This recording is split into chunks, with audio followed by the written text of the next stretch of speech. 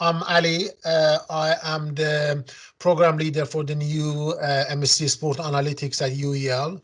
And I've been working at UEL for the last 3 years as a senior lecturer in the sport and exercise science. And yeah, I'm happy to be here. I'm Sid. I was once a student at UEL. I did sports science.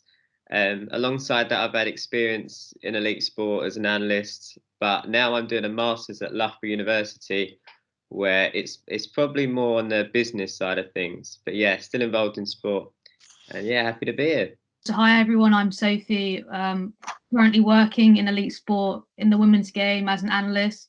I also have had experience working with England amputee nationals, worked in recruitment, I've worked in data, so I've kind of got a wide spread of knowledge, but more within the video analysis sector, but with exposure to data as well.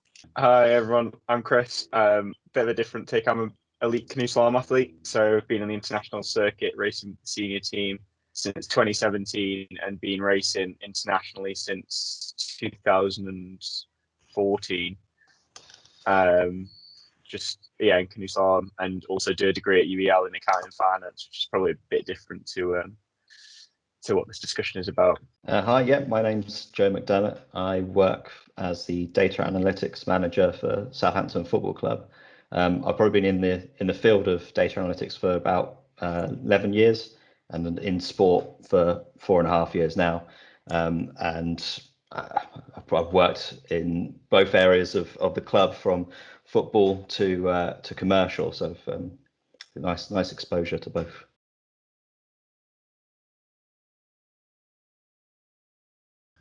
I guess I'm gonna start a conversation on this one. So I think, first of all, the sport becoming more competitive. Like, a sport is a business at the moment. It's not just for fun anymore. The people want to make money, and that competitive advantage is becoming more and more important. So whatever they can use to gain that competitive advantage, they're going to use it. The sport industry, sport clubs, especially at the more professional level, this has become more and more important. And also, I think, thanks to kind of more affordable technologies during the last 5 to 10 years, now almost every club at tier 3, 4, 5, 6, they can have access to some sort of technology to gather some data, to collect some data on the pitch, off the pitch. And that's why the demands to using those data to gaining those competitive advantage obviously is growing. And you have more technologies, you have more data. Now you need more skill or higher level of skills in order to use those data, in order to make sense out of those data. That's how I look at it, to be honest. And that's the reason that, like, if we looked at this growing demand in the sport industry during the last few years and the prediction of the market over the next 6-7 years, that was the reason that at the University of East London we decided to put together the MSc Sport Analytics starting from September 21. Yeah, I mean, I'd follow on from what you said, Ali. I think that the availability of the data is growing consistently each year, and there's emerging technologies that come about all the time. So that's really playing a part in why data is playing a pivotal role in decisions that are being made. It's like, I hear about, if I just scroll through LinkedIn every month or so, there's a new technology that comes about that claims to do something. Like, I mean, a decade ago, GPS technology wasn't even really used, and now every Premier League club uses GPS technology pretty much. So it just shows how it's becoming a pivotal part in both on the field and off the field. Yeah, I think when I joined Southampton Football Club, there was it was just myself doing data analytics. Today there's 5 of us dedicated in sport. There's more out in commercial as well, so it is ballooned, and I think it didn't have the buy-in at the beginning, but certain clubs have proven that it has an impact, and that they can make a gain without having to just spend money. They're making decisions based on facts and data to progress, and they're punching above their weight. Brentford being a very good example of a club like that, because their owner comes from the betting industry. And even I'd probably say Brighton as well, actually, if we looked at their XG for this year, it's fantastic. Their goals maybe not so much, but maybe next season they'll do better. But they're also another good example of an owner who's really bought into doing that. And thanks to Liverpool, we've made some very good strides, and they have some well-known data scientists that people have taken notice, and a lot of footballing directors now want to have a team dedicated, so there's budget where there wasn't before. And you're right about the tools. They're very accessible. You can download for free Tableau, Power BI, and use it without necessarily having to pay for all the licenses. And once you've got people bought into it, of course, then you can look to get the budgeting to do that. But it's very impactful, the decisions that you can make from the facts rather than our point of view, which can be slanted, whether we recognize it or not, because we have certain inherent biases. Yeah, I guess I'd agree with Joe there. But I guess maybe coming from a bit of an athlete's perspective, it almost gives certainty in what is a very uncertain environment most of the time. Like, most sports are very uncertain, but actually if you can get some data backing things up, that creates that certainty behind that.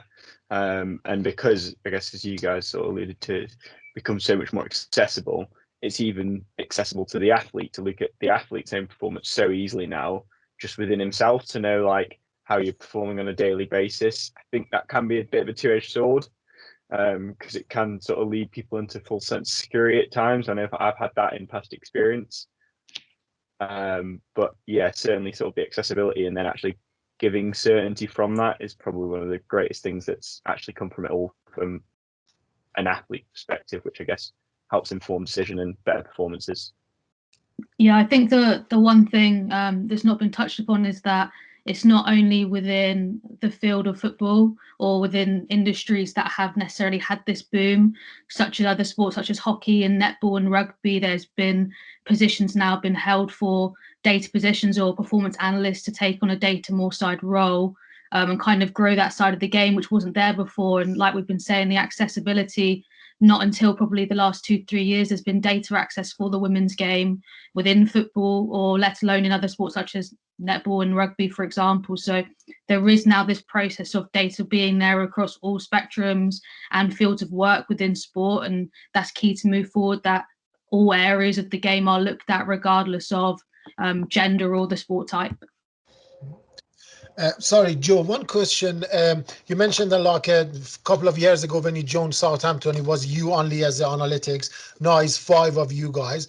Is it just because of the volume of the work increase, or the way you do the things also is changed as well?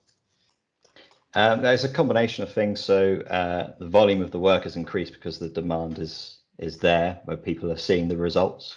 And also the prevalence of data. So we have so many more data sources than we ever had before. I think the thing that's really changed in the last couple of years is tracking data. So the technology's improved where we can now purchase products off the shelf where companies are getting data from video, which wasn't very good before. So event data was our heavy usage, and that is literally, well, you're getting it from likes of Opta, and they've got people in a room and they're pushing buttons when they see events on the pitch, whereas tracking data is more automating that, and you've got a much higher level of data points. You're looking at millions of data points as opposed to 4,000 data points, the difference between tracking data and event data. So that gives you an idea of the volume now. It's just ballooned. And also a lot of the tools that you use in like things like fitness tests and stuff like that, before somebody would just be writing that down on a bit of paper once they see the result come through on a timing gate or something like that. Whereas now a lot of these companies, they've made a web-based version of that tool, and they've provided you an API to access it, so you can now automatically download that data and start working with it in your preferred tool, be that Excel, Power BI, or Tableau or equivalent. And if you're a bit more advanced, if you're writing in a high-level programming language like Python or R, you can create all sorts of visualizations with those data sets. And there's a wide variety of tools, and there's also a wide variety of roles and loads of experience that people can get involved in data analytics. So it doesn't necessarily have to be coding, because you can use all the tools which are growing and getting better by the day.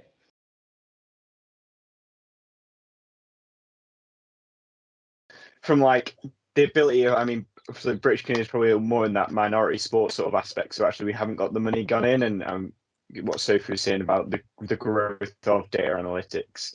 And actually, I think the pandemic almost allowed them to sort of reset and reevaluate what was important for our sport. And like there was a bit of this sounds good, this sounds good, this sounds good. And actually it gave us the ability to sort of focus in on a few actual key points, which I feel like probably is, I guess, Joe, you were alluding to, like, you've got so many data points. It's like, yeah, you've got loads, but how many of them are actually useful data points is always sort of the chicken and egg scenario. You don't really know until you've tested them, but I think that's actually an important part of it. And yeah, I guess for us, the pandemic allowed us to do that because it sort of stopped. I mean, we weren't fortunate enough to get any racing, but that actually allowed us to stop and the data analytics guys to loop through and chat with us and discuss with us, and we could feed back into there about what's important for us to know. I mean, for us, there's a lot of like in the moment decisions as well.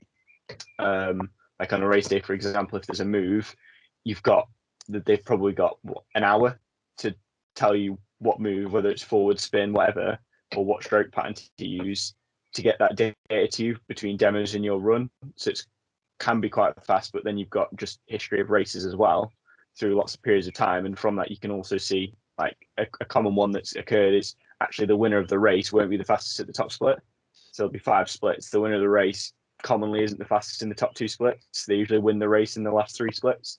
So it's like, actually, that's indicating, well, you don't really need to go off full pace, but it's about being able to pace your run well, which is, and it's like bringing things like that to the table that's important, and then analysing that further to what can you get from that, what are you seeing them do differently, and strokes and things around that. So I guess the pandemic's almost allowed them to do that from probably a more minority sport aspect. That is.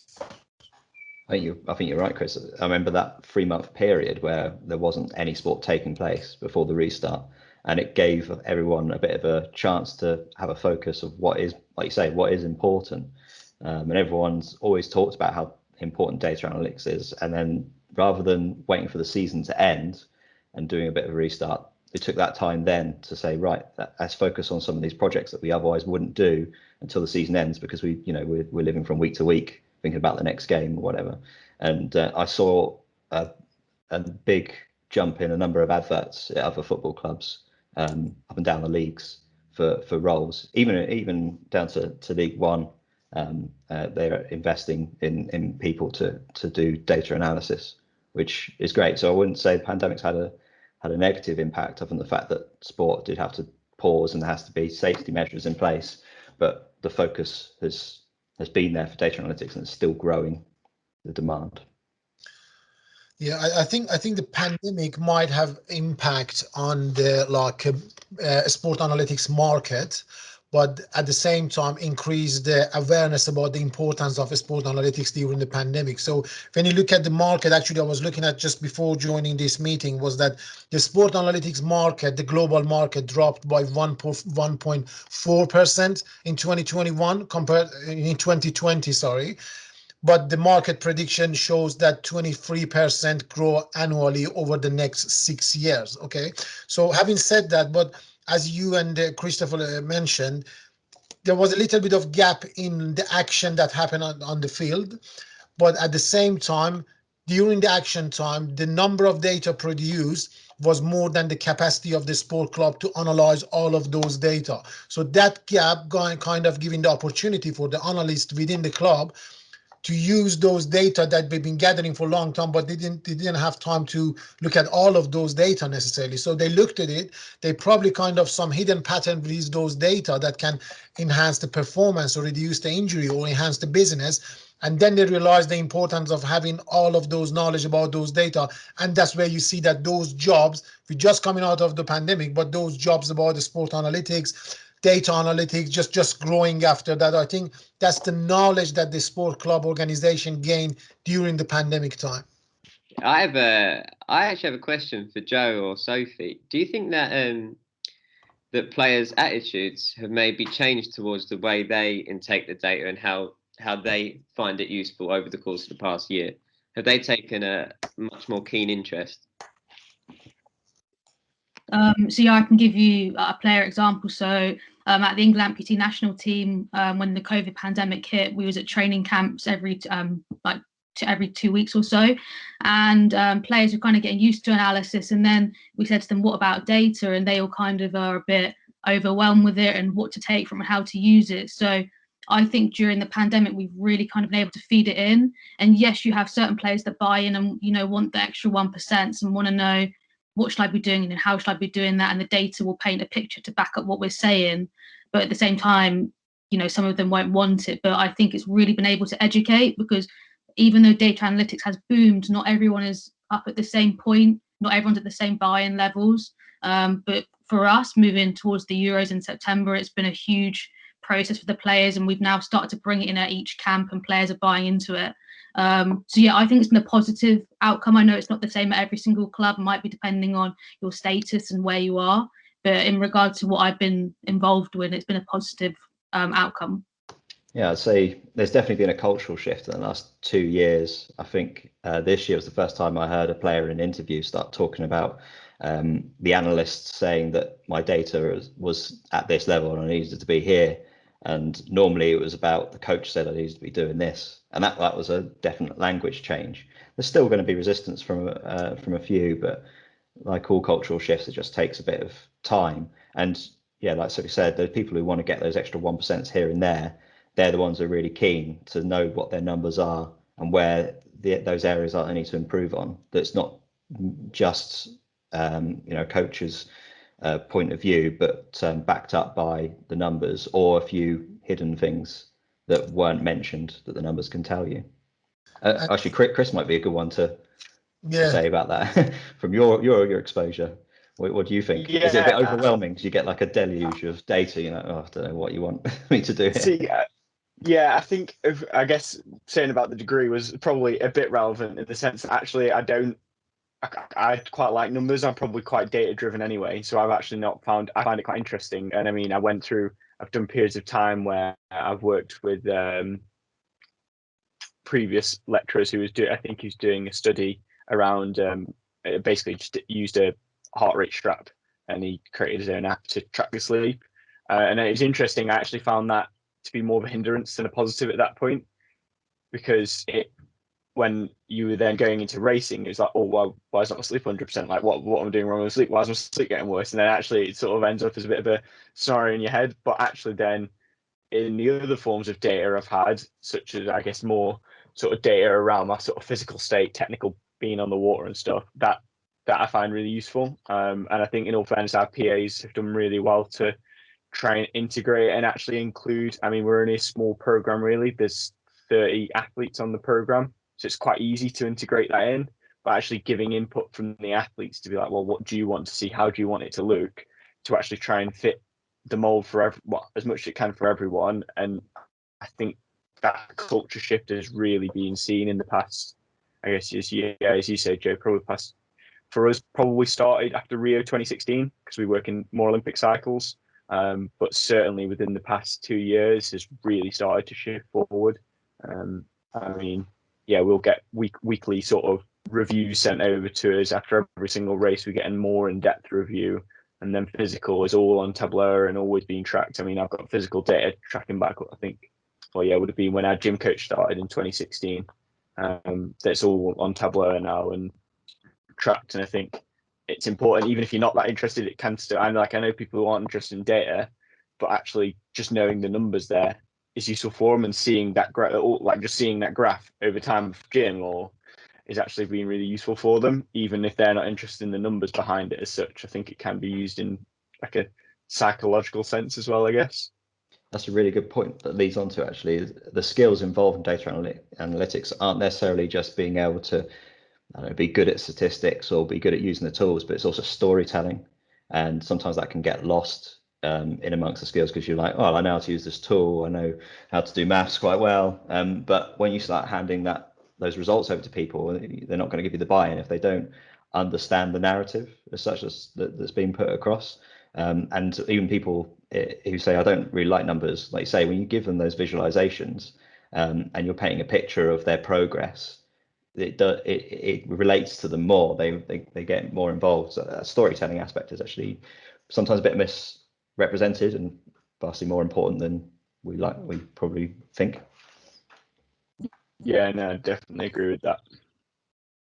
Yeah, I think that the storytelling, that's a positive side of the like sport analytics, but at the same time, it can be completely misleading as well. So you can create a graph with all of those nice and colorful like the graphs and the data, but the question you're asking from those data may not actually be relevant, and you might be asking the wrong question for that data. So as much as it can be like satisfying for the athletes to see those graphs and enjoying the progress, etc., the person behind those graphs, what sort of question they're trying to answer with those data is very important as well, which that's why the sport analytics skills is also about an understanding of the principle of the sport analytics, understanding the data, type of data, and what sort of question you can answer with that data.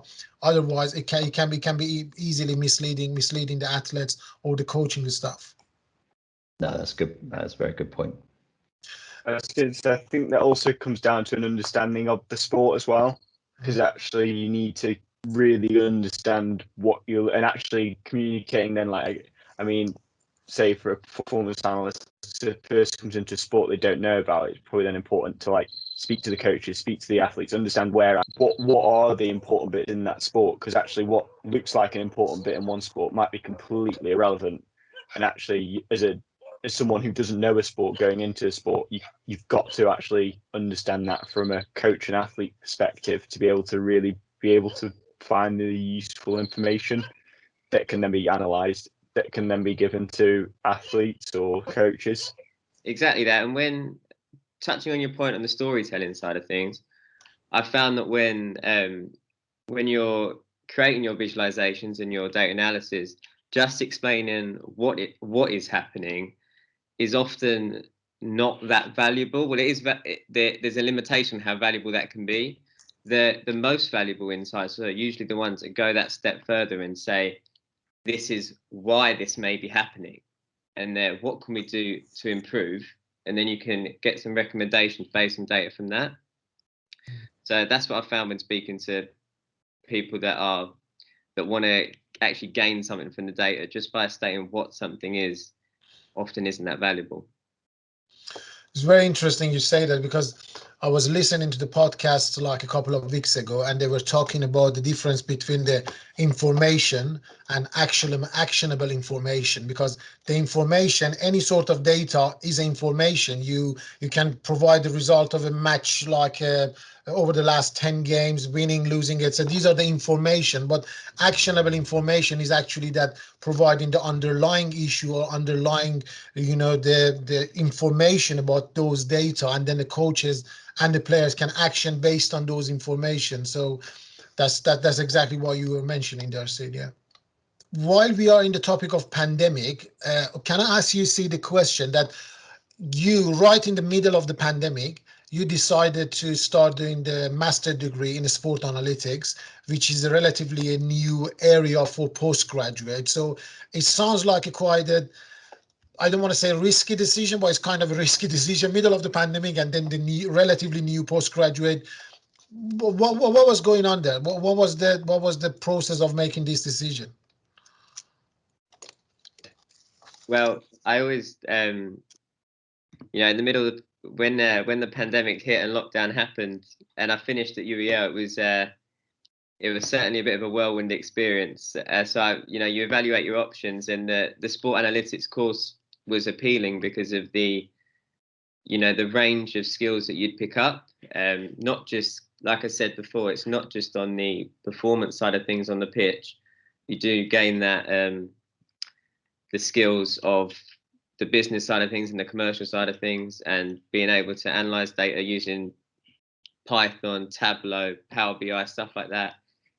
There's certainly opportunities out there in the field of whether you're interested in the performance or the business side. So it's definitely a growing industry, that's what I'd say.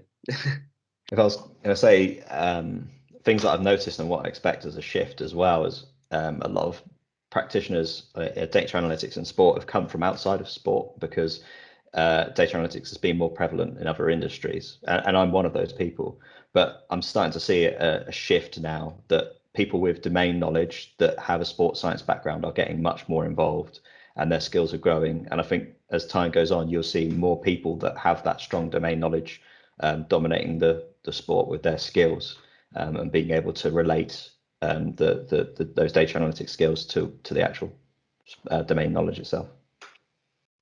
Yeah, I'm just going to say one thing off that in regard to education. I think that as a performance analyst myself, more within video, I think it's going to start to become more of a module requirement and compulsory to learn more about data. Because when I was at university on my master's, I had to learn R and SPSS, which might not be the top end of data, but I think now when you come into a job, you might see at the bottom of a coaching at the like desirable requirements of a performance analyst, you might have to have had exposure with Python, our ability to information and contextualize data and stuff like that.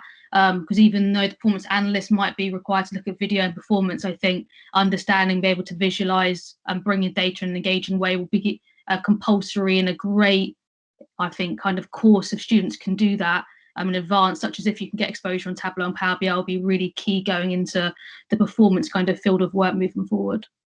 Joseph, as far as I'm aware, Southampton use primarily Power BI, didn't they? What other softwares do data analysts use, and has it changed over time? Yeah, we primarily use Power BI. We do use a bit of Tableau.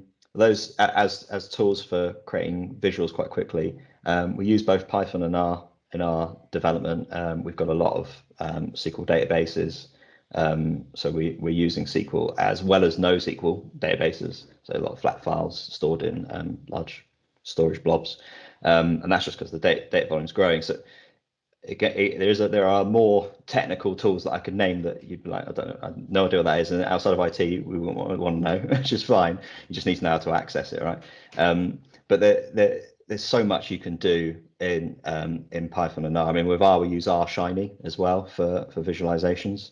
And that works really well. And we use notebooks for delivering stuff to other analysts who can understand, so therefore they can see the code and the documentation with it as well as some of the visualizations. So I don't think there's one tool for every purpose. It's good to know a range, but you probably want to pick maybe one or two to get good at, because otherwise it becomes quite challenging.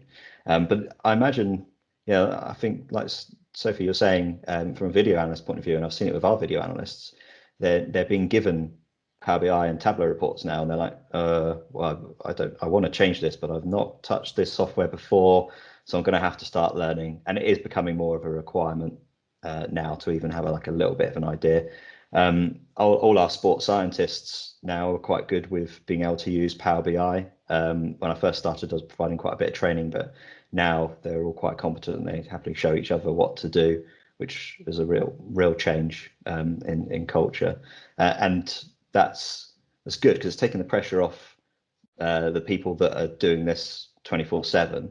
But it's also means that as the data grows, they're getting more involved and they're learning stuff and teaching us as well how they want things to be implemented by showing us in some aspects. It's like, well, I've created this Power BI report. It's really slow and it doesn't quite do everything I want. You know what to do. Can you make it a bit better, please? And that does happen from time to time. But that's great, because it's getting closer to what practitioners want.